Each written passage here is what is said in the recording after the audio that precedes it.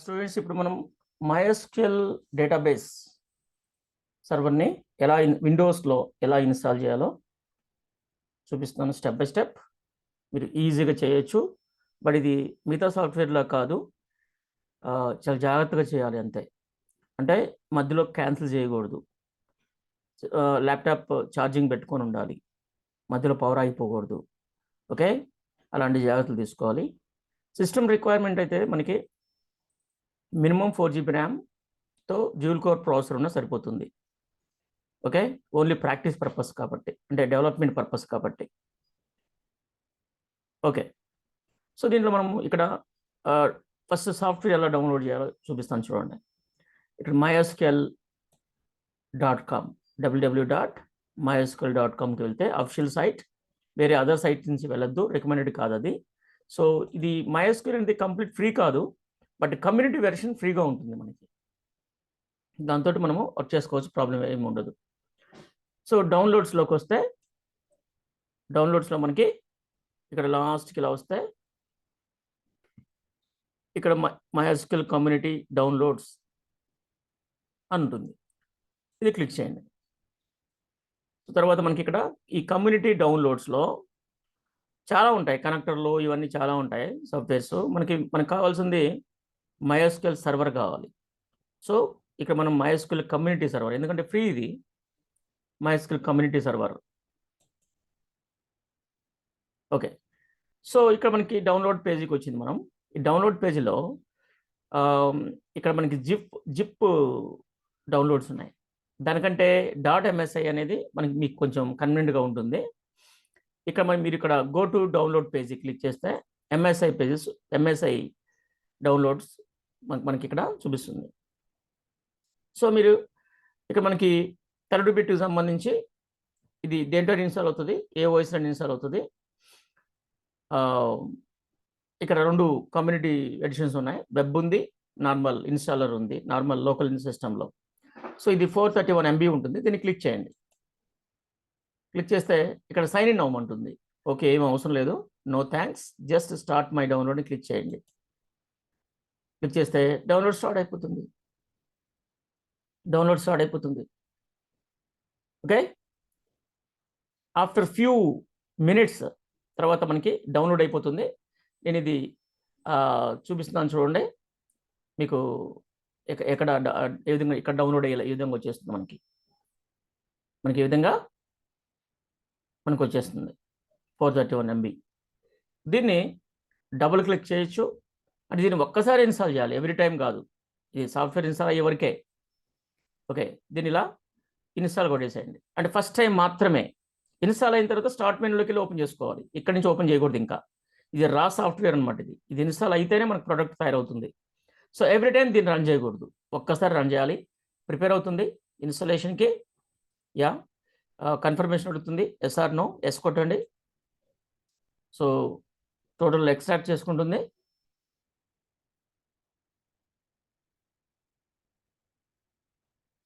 Please wait. మళ్ళీ confirmation అడిగింది. Okay, so ఇప్పుడు ఇన్స్టాలేషన్ స్టార్ట్ అయిపోయింది, అంటే ఎక్స్ట్రాక్షన్ కంప్లీట్ అయిపోయింది, ఇన్స్టాలేషన్ స్టార్ట్ అయింది. మాండేటరీ MySQL అప్గ్రేడ్ అవైలబుల్ అంట, అప్గ్రేడ్ ఉంది అంట. నెక్స్ట్ వెర్షన్ ఏదో సంథింగ్, దాన్ని డౌన్లోడ్ చేసుకుంటామని అడుగుతుంది. ఓకే, ఇప్పుడే కదా మనం ట్రై చేసాం. ఓకే, ఎస్ కొడదాం. సో ఇన్స్టాలర్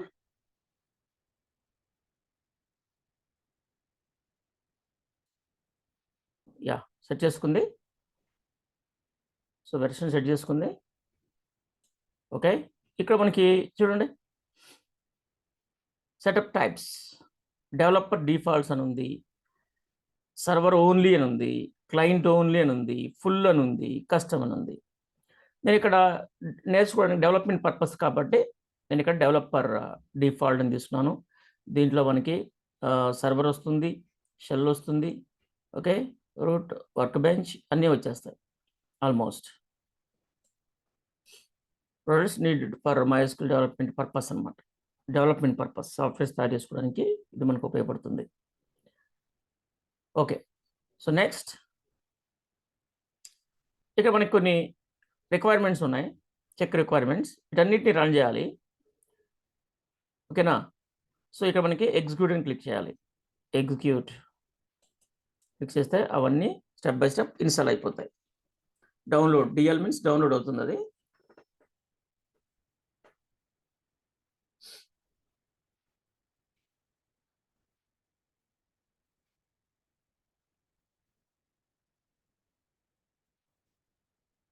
ఇలా అన్నీ సెట్ చేసుకుంటుంది. వెయిట్, అయిపోతుంది, ఫాస్ట్గా అయిపోతుంది. సో ఇక్కడ కొన్ని ఇలా మనకి ఇలా అడుగుతుంది అప్పుడప్పుడు. మైక్రోసాఫ్ట్ విండోస్లో మనం ఇన్స్టాల్ చేస్తున్నాం కాబట్టి అలాంటి వాటిని మనం ఇన్స్టాల్ కొట్టేయండి. దానికి కావాల్సిన రిక్వైర్మెంట్స్ అయితే ఉన్నాయో అవన్నిటిని ఇన్స్టాల్ చేసుకుంటుంది ఫస్ట్. వాటిని క్యాన్సిల్ చేయకూడదు. దానికి సరైన ఎన్విరాన్మెంట్ కావాలి, ఉంటేనే పనిచేస్తుంది. Yeah, setup successful, please wait. Okay, close కొడదాం. ఇప్పుడు సక్సెస్ఫుల్ వచ్చింది కాబట్టి క్లోజ్ కొడదాం. Yeah, install done, install done, install done, మొత్తం అయిపోయిందంటుంది. సో నెక్స్ట్ ఒకటేదో మాన్యువల్ ఉంటుంది, విజువల్ స్టూడియో. ఓకే, అది అవసరమో చేద్దాం, లేదంటే లేదు. So next, one or more products requirements have not been satisfied. Those products will missing requirements will not be installed or upgraded. Do you want to continue? Yes. Yeah. So malla ikkada installation part execute click cheyali. So one execute avutayi. Malla shell server work benches ivanni install avutayi. Server koncham late తీసుకుంటుంది, మిగతాయి టపటప అయిపోతాయి.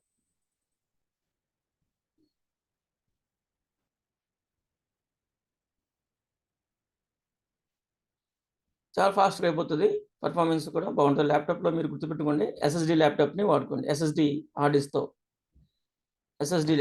డిస్క్తో మీరు laptop కొనుక్కోండి. చాలా అంటే చాలా performance ఉంటుంది, గుర్తుపెట్టుకోండి. డేటా అనేది 1 GB అవి మా అవసరం లేదు అసలుకి. ఒక 256 GB మినిమం ఉండేటట్టు ఎస్ఎస్డి కొనుక్కోండి, ల్యాప్టాప్ సరిపోతుంది. i3 కానీ i5 కానీ ఏదైనా సరే మీకు సరిపోతుంది. బట్ ఎస్ఎస్డి ఉంటే పర్ఫార్మెన్స్ బాగుంటుంది, మీరు ఎక్స్పెక్ట్ చేయలేనంత పర్ఫార్మెన్స్ ఉంటుంది.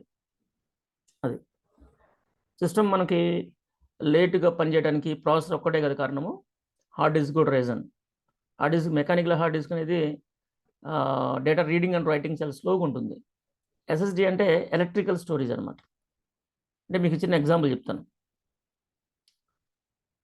ఇక్కడ నుంచి 1 కిలోమీటర్ వైర్, 1 కిలోమీటర్ దూరం ఒక వైర్ లాగి అక్కడ బల్బ్ పెట్టి ఇక్కడ స్విచ్ పెట్టి స్విచ్ చేస్తే ఎంతసేపులో లైట్ వెలుగుతుంది? వెంటనే ఫ్రాక్షన్ ఆఫ్ సెకండ్స్లో వెలిగిపోతుంది. బట్ నువ్వు ఏ వెహికల్ అయినా సరే వేసుకొని ఇక్కడి నుంచి 1 కిలోమీటర్ వెళ్ళడానికి అంత టైంలో వెళ్ళగలుగుతావా? లేదు కదా. సో మెకానికల్ అనేది స్లో, ఎలక్ట్రికల్ అనేది ఫాస్ట్. సో హార్డ్ డిస్క్, పాత తరం hard disk mechanical hard disk, కొత్త తరం ఎస్ఎస్డి వచ్చేసి ఎలక్ట్రికల్. బట్ ఒక విషయం గుర్తుపెట్టుకోండి, డేటా సెక్యూరిటీ మాత్రం మెకానికల్లోనే ఉంటుంది, బాగుంటుంది. కంపేర్ టు ఎస్ఎస్డి, మెకానికల్లోనే డేటా సెక్యూరిటీ ఉంటుంది. అంటే డేటా ఏమైనా లాస్ అయితే రికవరీ చేయడానికి పాసిబిలిటీస్ ఎక్కువ ఉంటాయి, డేటా రికవరీ చేయడానికి దేంట్లో, మెకానికల్ హార్డ్ డిస్క్లో. బట్ ఎస్ఎస్డిలో తక్కువ ఉంటాయి. అంటే మీరు అప్పుడు ఏం చేయాలి అంటే, సిస్టమ్కి మన ల్యాప్టాప్కి కానీ డెస్క్టాప్కి కానీ ఎస్ఎస్డి హార్డ్ డిస్క్ పెట్టుకొని ఇంపార్టెంట్ డేటా కోసం ఒక ఎక్స్టర్నల్ హార్డ్ డిస్క్, ఒక 1 TBనో 500 GBనో మంచి కంపెనీది ఒక ఎస్ఎస్డి కాకుండా మెకానికల్ హార్డ్ డిస్క్ని ఎక్స్టర్నల్ హార్డ్ డిస్క్గా పెట్టుకోండి. డేటా ఏముంటే దాంట్లో డంప్ చేసుకుంటూ ఉండండి. ఓకే స్టూడెంట్స్, ఇక్కడ మొత్తం ఇన్స్టాల్ అయినాయి. ఒక పైథాన్ కనెక్టర్ తప్ప మిగతావన్నీ ఇన్స్టాల్ అయినాయి. Maybe Python connector already install అయి ఉండొచ్చు, అందుకని అదొక్కటి ఇన్స్టాల్ కాలేదు, మిగతావన్నీ ఇన్స్టాల్ అయిపోయినాయి. ఎందుకంటే నేను పైథాన్ సాఫ్ట్వేర్ ఇన్స్టాల్ చేశాను, సో దాంట్లో పైథాన్ కనెక్టర్ ఇన్స్టాల్ అయ్యి ఉండొచ్చు. Okay next. So ready to configure అంటుంది. సో నెక్స్ట్ కొట్టండి, కాన్ఫిగరేషన్ చేసుకుంటుంది. సో ఇక్కడ మీకు టైప్ అండ్ నెట్వర్క్ అని ఉంటుంది. సో ఇవి ఏం సెలెక్ట్ అంటే డెవలప్మెంట్ కంప్యూటర్. ఓకే, ఇక్కడ ఇలా ఉంటాయి, సర్వర్ కంప్యూటర్ ఇలా ఉంటుంది. నేను డెవలప్మెంట్ కంప్యూటర్ అని ఉంచండి. ఇక TCP/IP పోర్ట్ నెంబర్ 3306 గుర్తుపెట్టుకోండి. పోర్ట్ నెంబర్ 3306 గుర్తుపెట్టుకోండి, అదే ఉంటుంది బై డిఫాల్ట్ MySQLకి. SQL కాదు, MySQLకి. Next authentication methods. Use strong password encryption for authentication.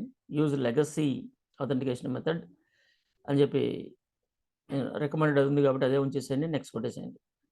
ఇక్కడ this is very very very very important part. చాలా ఇంపార్టెంట్.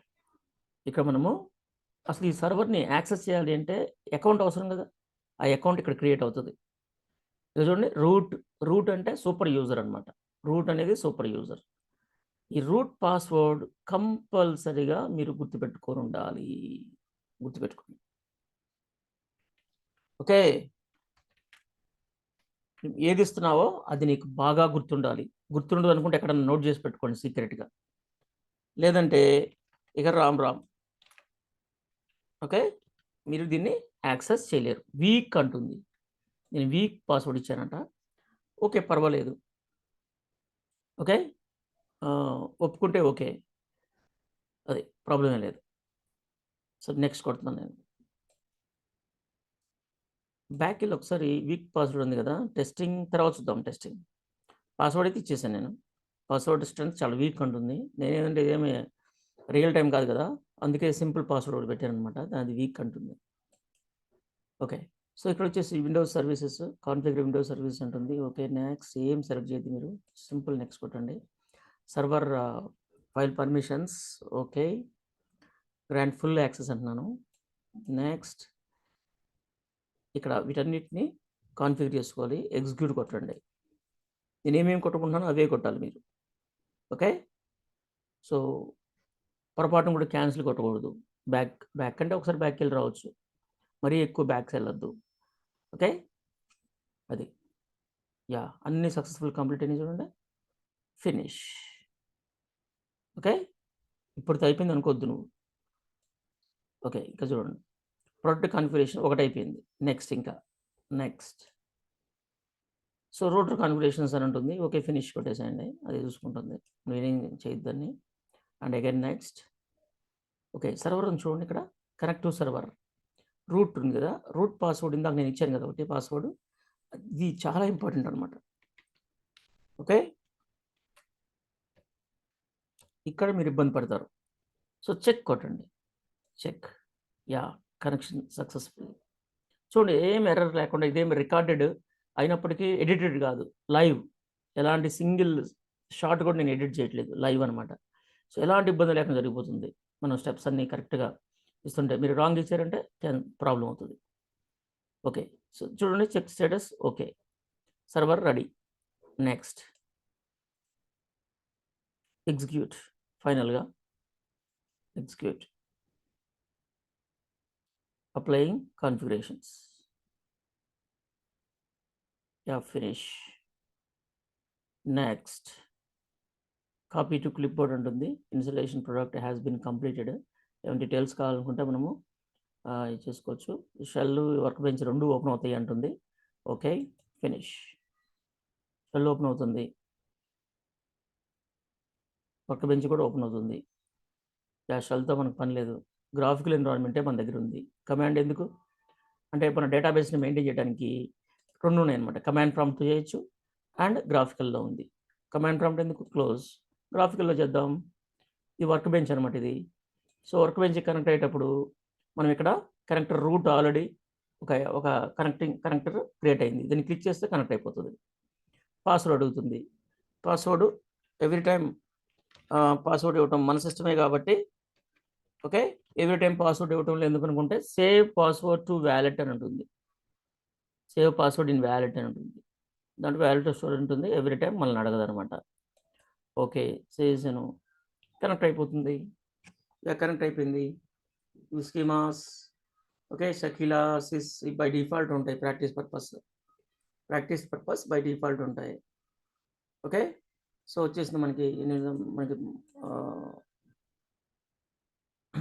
MySQL ఇన్స్టాల్ అయిపోయింది. ఒకసారి క్లోజ్ చేసి మళ్ళీ ఓపెన్ చేసి చూపిస్తాను. ఈసారి ఓపెన్ చేసేటప్పుడు మీరు ఇందాక ఎక్కడైతే డౌన్లోడ్ చేశారో అక్కడికి వెళ్ళకూడదు. ఈ డౌన్లోడ్స్లోకి వెళ్ళి దీనికి మళ్ళీ రన్ చేయకూడదు. ఇక మనకి ఈ ఫైల్తో పని లేదు. ఇంకా ఈ సాఫ్ట్వేర్తో డౌన్లోడ్ చేసాం, ఇన్స్టాల్ చేసాం, ఇక దీన్ని డిలీట్ చేసినా మనకి ఇబ్బంది ఏం లేదు. కానీ నేను డిలీట్ చేయట్లేదు. అలా ఉంచేసాను దాన్ని. ఫ్యూచర్‌లో నాకు అవసరం అవుతదేమోనని. మళ్ళా డౌన్‌లోడ్ చేయడం ఎందుకని చెప్పేసి. ఇప్పుడు నేను మైఎస్‌క్యూఎల్ వర్క్ బెంచ్‌ని ఓపెన్ చేయాలి అంటే, నేను స్టార్ట్ మెనూకి వెళ్తే ఇక్కడ మనకి మైఎస్‌క్యూఎల్ ఉంటుంది. ఎతుక్కోండి. సో, ఇక్కడ ఎంలోకి వెళ్ళండి. ఎంలోకి వెళ్తే మైఎస్‌క్యూఎల్ ఉంది. మైఎస్‌క్యూఎల్‌లో మైఎస్‌క్యూఎల్ వర్క్ బెంచ్. దీనితోటి మనము మైఎస్‌క్యూఎల్ సర్వర్‌కి కనెక్ట్ అవుతాం కదా! వర్క్ బెంచ్‌ని క్లిక్ చేయండి. నేను విండోస్ 10లో వర్క్ చేస్తున్నాను. ఓకే. ఓపెన్ అయింది. ఇందాక వాలెట్ ఆల్రెడీ స్టోర్ చేసాం కదా! మళ్ళా పాస్వర్డ్ అడగదు మనల్ని. చూడండి. యెస్. ఓకే. ఒక చిన్న కమాండ్ స్టేట్‌మెంట్ ఒకటి రన్ చేద్దాం. షో డేటాబేసెస్ రన్ చేస్తున్నాను. యాహ్! డేటాబేసెస్ ఏమున్నాయో మొత్తం వచ్చేసింది. సూపర్‌గా పనిచేస్తుంది. Okay students. ఇది మనకి MySQL server installation on Windows. Very easy. ఈ స్టెప్స్ జాగ్రత్తగా ఫాలో అవ్వండి. సాఫ్ట్‌వేర్ ఇన్‌స్టాల్ చేసుకోండి. ఓకేనా? మీ కంప్యూటర్‌లోనే. సిస్టమ్ రిక్వైర్మెంట్ గుర్తుంది కదా! 4 జీబీ మినిమమ్ ర్యామ్ ఉండాలి. And processor dual core processor ఏదైనా okay. No problem. Okay. Bye.